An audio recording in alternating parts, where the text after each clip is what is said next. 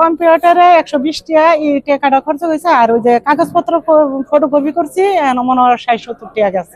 মাত্র 120 টাকা ভর্তি হয়েছি, যার ফলে এই 120 টাকাই হয়ে গেছে। এখানে পুলিশ সুপার 120 টাকা আমাদের যোগ্যতার মেধার ভিত্তিতে চাকরি দিয়েছে, তার জন্য তাদেরকে সবাইকে ধন্যবাদ। মা হিসেবে আমার এটা বলার মতো কিছু নাই। আমার ছেলে অনেক কষ্ট করে এই চাকরি হয়েছে। না, এটা আমার কখনোই কল্পনাই ছিল না যে আমি ঘুষ ছাড়া কখনো চাকরি পাবো।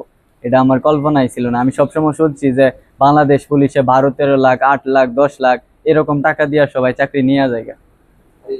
এই জায়গায় আমি আইসা দেখি মানে যা শুনছি তার পুরোই বিপরীত।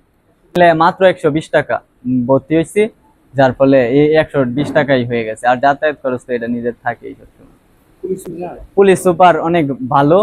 আমি মানে এরকম পুলিশ সুপার যাতে প্রতি জেলায় জেলায় থাকে, যাতে গরিবের সন্তানরা চাকরি পায়। স্যার যেদিন আমাদের কাগজপাতি নিয়েছিল সেই দিন ওই বেক কইরা দিছিল যে সাদা শার্ট, কালো প্যান্ট আর জুতা পরে আসার জন্য, কিন্তু টাকা ছিল না বিদায় আমি কিনতে পারি নাই, যার কারণে অন্যের কাছ থেকে হাওলাত করে নিয়ে আসতে হয়েছে। বাংলাদেশ পুলিশের কে ধন্যবাদ যে যোগ্যতার ভিত্তিতে সকলকে চাকরি দেয়। পরিবারে শুধু আমি আর আমার মা আর আমার একটা ছোট ভাই আর বাবা আছে। বাবা এই সবকিছু সংসারের দায়িত্ব নিয়েছে। তো এখানে পুলিশের চাকরি পেয়ে খুবই আনন্দিত হয়েছি। 120 টাকায় যে পুলিশের চাকরি পেয়েছি, এটাই অনেকে বলে যে ঘুষ লাগে 8 লাখ 10 লাখ, কিন্তু এটা হয় নাই। কিন্তু এখানে পুলিশ সুপার 120 টাকা আমাদের যোগ্যতার মেধার ভিত্তিতে চাকরি দিয়েছে, তার জন্য তাদেরকে সবাইকে ধন্যবাদ। আসলে এটা শুধু আমার স্বপ্ন না, আমার পরিবারের সকলের স্বপ্ন। আমার মা, আমার বোন, বাবা যেহেতু নাই, আমার যেহেতু বাবা নাই, আমার ফ্যামিলিতে বোনেরাই আর্থিকভাবে জব করতেছে, ওরাই ফ্যামিলি চালাইতেছে। সেই জায়গাতে আমি যদি একটা চাকরি পাই তাহলে আমি একটু স্বাবলম্বী হলাম, ফ্যামিলির হাল ধরতে পারবো। তো আমি খুবই খুশি, আলহামদুলিল্লাহ, আল্লাহর কাছে শুকরিয়া। আসলে আমি ভাবছি যে ঘুষ ছাড়া তো আগে চাকরি হইতো না, তো এখন আইসা দেখলাম যে না, আলহামদুলিল্লাহ, নতুন বাংলাদেশে নতুন ভাবে টাকা ছাড়াও চাকরি হয় নিজের যোগ্যতা দিয়ে, সম্পূর্ণ নিজের যোগ্যতা দিয়ে আজকে এই জায়গায় আসছে। নরসিংদী জেলা পুলিশ সুপার আসলে খুবই আন্তরিক। আসলে ওনারা সকলে আমাদেরকে অনেক সাহায্য করছে, অনেক হেল্পফুল, অনেক আন্তরিক। তো ওনারা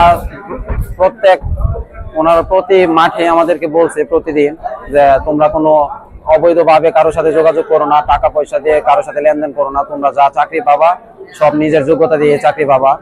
তো আমরা কারোর সাথে যোগাযোগ করি নাই, সম্পূর্ণ নিজের যোগ্যতা দিয়ে আজকে এই জায়গায় আসছি। আমরা কারোর সাথে অবৈধভাবে লেনদেন করে এই জায়গায় আসি নাই, সম্পূর্ণ নিজের দায়িত্বে নিজের যোগ্যতা দিয়ে এই জায়গায় আসছি। ওনারা সকলে আমাদেরকে অনেক সাহায্য করছে এই জায়গায় আসার জন্য। মা হিসেবে আমার এটা বলার মতো কিছু নাই। আমার ছেলে অনেক কষ্ট করে এই চাকরি হয়েছে। এবার নিয়ে 3বার মাথায় আমার ছেলের চাকরি হয়েছে। কোনো টাকা পয়সা লাগছে না, ছেলে নিজের যোগ্যতায় চাকরি হয়েছে। সন্তুষ্ট। আমি ওদেরকে কাছে অনেক কৃতজ্ঞ এবং তাদের প্রতি আমার অনেক অসংখ্য ধন্যবাদ।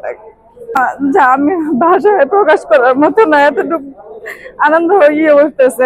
এখন যে বলছেন যে আমরা আসার জন্য, আমি ভাবছি যে ছেলে জানি কি হয়েছে না হয়েছে, এখন আইসা এটা তো আমি ভাষায় প্রকাশ করতে পারতেছি না। যে আল্লাহর কাছে হাজার হাজার শুকরিয়া যে আমার ছেলের মনের আশাটা, মানে স্বপ্নটা, যে ইচ্ছেটা যে পূরণ হয়েছে। আলহামদুলিল্লাহ, অনেক শুকরিয়া আদায় করি আল্লাহর দরবারে। আমি অনেক খুশি হয়েছি। আমার মেয়েরা অনেক কষ্ট করে লেখাপড়া করে নিজের পায়ে দাঁড়াইতে চেষ্টা করছে, আল্লাহ আমার মিলাই দিচ্ছে। আমি আল্লাহর কাছে অনেক শুকরিয়া আদায় করছি। আমরা তো গরিব মানুষ, এই কারণে আসি। আমি অনেক খুশি হয়েছি আল্লাহর কাছে, আমার মেয়ের আশাটা যে আল্লাহ পূরণ করছে। আপনার এই যে কম্পিউটারে 120 টাকা এই টাকাটা খরচ হয়েছে, আর ওই যে কাগজপত্র ফটোকপি করছি মনে হয় 60-70 টাকা গেছে, এখানে খরচ গেছে। আর আমার একটিও লাগছে না, ইনশাল্লাহ। আল্লাহর দরবার হাজার শুকরিয়া আদায় করি। আমি স্যারেরা সালাম জানাই যে আমি অনেক খুশি হয়েছি তার কারণে, আমার মেয়ে যোগ্যর কারণে যে আল্লাহ দয়া করছে, এটা আমি অনেক অনেক খুশি হয়েছি। তাদেরকে সব সময় ব্রিফ করার জন্য শুধুমাত্র পরীক্ষার্থীদের না, আমরা তাদের গার্জিয়ানদের সাথেও আমরা কিন্তু মত বিনিময় করেছি। এবং আমরা যেখানে যখনই গেছি আমরা এই প্রচারের কাজটা আমরা কিন্তু করেছি যে আপনারা কারোর প্রলোভনে পড়বেন না, কারোর ফাঁদে পা দিবেন না। আমরা যোগ্যতা, সম্পূর্ণ শারীরিক যোগ্যতা এবং মেধার ভিত্তিতে বাংলাদেশ পুলিশের কনস্টেবল পদে নিয়োগ দেওয়া হবে। সেই প্রতিশ্রুতিকে রাখার জন্য আমার যে টিম ছিল এবং নরসিংদী জেলা পুলিশের যে টিম ছিল, আমরা কমিটির মেম্বার, আমরা সবাই শতভাগ চেষ্টা করেছি এই স্বচ্ছতাটা ধরে রাখার জন্য, এই নিরপেক্ষতাটা বজায় রাখার জন্য। আজকে যে 23 জন কে আমরা প্রাথমিকভাবে নির্বাচিত করতে পেরেছি। আমি আপনাদেরকে আহ্বান জানাবো তাদের সাথে কথা বলার জন্য, এবং তাদের ফ্যামিলির সাথে আপনারা কথা বলতে পারেন। আমরা কিন্তু কার বাবা কি করে, কে কি করে, কার রেজাল্ট কি, এইগুলোর দিকে আমাদের কিন্তু তাকানোর কোনো সুযোগ ছিল না।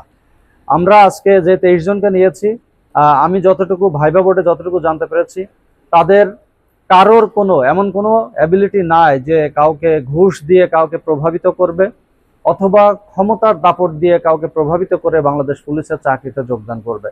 আমি তারপরেও আপনাদেরকে উদাত্ত আহ্বান জানাবো, আপনারা তাদের সাথে কথা বলবেন, তাদের অনুভূতি নেবেন, তাদের পারিবারিক অবস্থা আপনারা জানবেন, এবং এই যে স্বচ্ছতা, নিরপেক্ষতা এবং ন্যায় বিচার, এই ক্ষেত্রে তাদের সাথে কোনো ধরনের কোনো অনিয়ম করা হয়েছে কিনা বা তারা কোনো বৈষম্যের শিকার হয়েছে কিনা সেই বিষয়টি আপনারা অবশ্যই তুলে ধরবেন, এই আশাবাদ ব্যক্ত করি।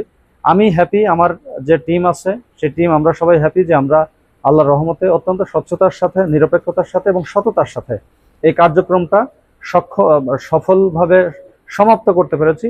এই জন্য আমি আল্লাহর কাছে হাজার শুকরিয়া করছি, এবং আমি আমার যে সংশ্লিষ্ট দপ্তর, মাননীয় IGP sir, range DIG sir, স্বরাষ্ট্র সচিব স্যার এবং স্বরাষ্ট্র উপদেষ্টা স্যারকে ধন্যবাদ জানাচ্ছি। স্যারদের ঐকান্তিক সহযোগিতা, স্যারদের যে আমাদের উপর যে স্যারদের যে নির্দেশনা সেগুলো ছিল, এবং আমরা তাদের সহযোগিতা পেয়েছি বলেই কিন্তু আমাদের জন্য এই কাজগুলো করতে সক্ষম হয়েছে। এবং একই সাথে আমি ধন্যবাদ জানাচ্ছি নরসিংদীবাসীকে, যারা আমাদের এই ভর্তি কার্যক্রম প্রক্রিয়ায় সার্বিক সহযোগিতা করেছে।